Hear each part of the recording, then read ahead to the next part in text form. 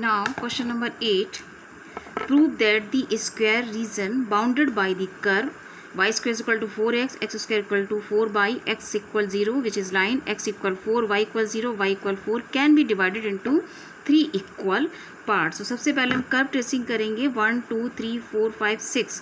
जो 6 हमें इक्वेशन दी हैं, 2 कर्व की दी हैं, बाकी 4 लाइंस की दी हैं। इनकी हेल्प से पहले कर्व ट्रेसिंग करेंगे, फिर देखते हैं इनको 3 इक्वल पार्ट्स में डिवाइड कर सकते हैं या नहीं, उनकी वैल्यू सेम आएगी या नहीं।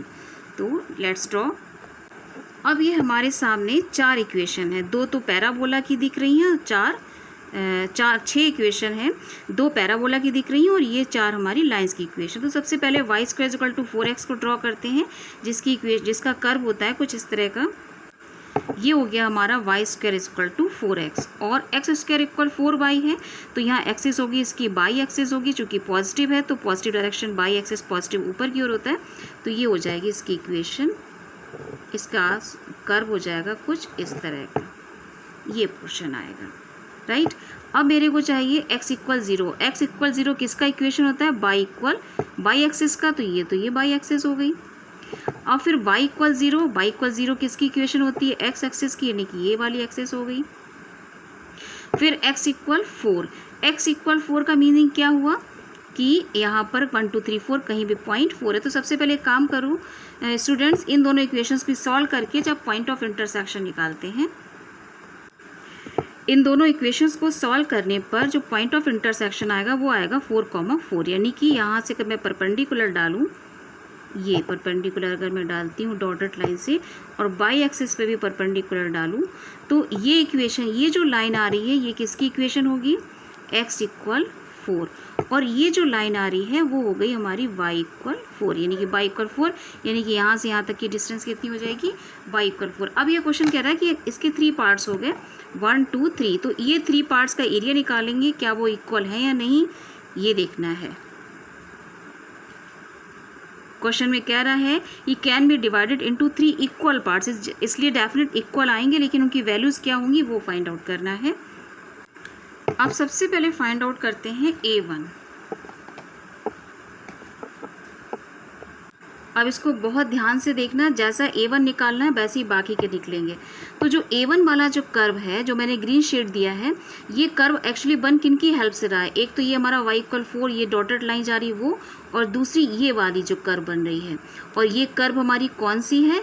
वाई स्क्वायर इक्वल 4x की। ये कर्व है हमारी वाई स्क्वायर इक्वल 4x। ये वाली जो कर्व है वो Y square equal to 4x है, और ये जो लाइन आ रही है हमारी वो आ रही है वाई इक्वल 4। यानी कि ये दो कर्व, अभी इससे मतलब नहीं है, अभी ये सिर्फ ये 2 कर्व की, यानी कि वाई इक्वल 4 जो लाइन है और ये वाला जो कर्व आ रहा है, इनकी हेल्प से हमको ये शेडेड एरिया मिल रहा है। तो दोनों की हेल्प से मिल रहा है, तो इनको हम सब्ट्रैक्ट कर देंगे y1 माइनस y2। अब हमारा जो y1 माइनस y2 फॉर्मूला क्या होता है आपका? y इक्वल dx के, और हमारा y यहाँ पर आ जाएगा, y इक्वल टू क्या दिया है यहाँ पर? 4 दिया है। देखो यहाँ पर क्या दिया है? y इक्वल दिया है 4।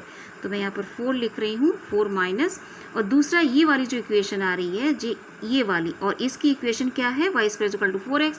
तो यहाँ से मैं निकाल लूँगी, ये आ जाएगा √4x dx। जल्दी से इसकी लिमिट देख लेते हैं, लिमिट क्या होगी।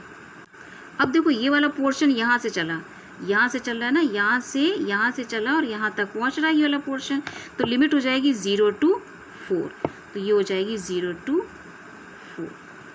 अब चूंकि देखो यहाँ पर y dx लिखा है ना मैंने, तो यहाँ पर y की वैल्यू लिखी है y इक्वल टू 4, और ये हो जाएगा √4x dx के। अब फॉर्मूला हमारा होता है y dx के। मैंने यहाँ पे y dx लिया, तुम लोग कंफ्यूज मत हो जाना। देखो यहाँ पर मैंने y की वैल्यू निकाल के रखी और यहाँ पर dx लिखा हुआ है। तो मतलब कहने का ये हुआ, जब dx लिखा होता है तो हम लिमिट कौन सी लेते हैं? x की लिमिट लेते हैं। तो जल्दी से देख लेते हैं x की लिमिट क्या होगी। देखो ये यहाँ से यहाँ तक कर्व गया और यहाँ से यहाँ तक चला है, और अगर मैं इसको, ये लाइन इसके पैरेलल होगी, तो यहाँ से यहाँ तक इसका, यहाँ से यहाँ तक की लाइन कितनी है? यहाँ से कोऑर्डिनेट कितना दिया है? 4। यहाँ से यहाँ तक भी 4 है और ये भी 4 है, तो यहाँ से x एक्सिस हो जाएगा 0 to 4, और इसे इंटीग्रेट कर देंगे। इसी तरह से हम A2 और A3 निकालेंगे, और जब सॉल्व करोगे तो इनका वैल्यूज़ जो है वो इक्वल आएगी। अब जो A2 वाला एरिया है, तो ये जो बन रहा है वो दोनों कर्व की हेल्प से बन रहा है। तो A2 निकालने के लिए y1 माइनस y2 कर देंगे, और लिमिट हो जाएगी 0 से 4, 0 to 4, और इसको सॉल्व कर लोगे।